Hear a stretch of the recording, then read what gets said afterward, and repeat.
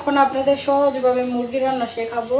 কোনো মুরগিটা আমি ভাজবো না, শুধু আমি কষায় আমি মুরগিটা রান্না করবো। প্রথমে আগে আমি পেঁয়াজটা দিয়ে দিচ্ছি, কারণ পেঁয়াজের তেল দেওয়ার আগে যদি পেঁয়াজটা দেয় তাহলে একটা সুন্দর একটা ফ্লেভার আসে। তো পেঁয়াজটা যখন হালকা ভাজা হবে দেন তারপর আমি তেল দিয়ে দিব। তো এই যে দেখেন, আমি তেল ছাড়াই আগে আমি একটু ভেজে নিচ্ছি।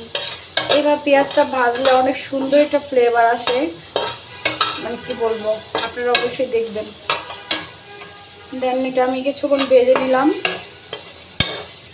তারপরে আমি এখানে এখন তেল অ্যাড করে দিব। এই তো আমি পরিমাণ মতো তেল অ্যাড করে দিব। আর আমি তেলটা খুব কম ইউজ করার চেষ্টা করি, কারণ তেল এত বেশি খাওয়া ভালো না। তো এই জন্য আমি তেলটা একটু কম ইউজ করবো। দেন আমি এটা একটু আরও ভেজে নেব। যখন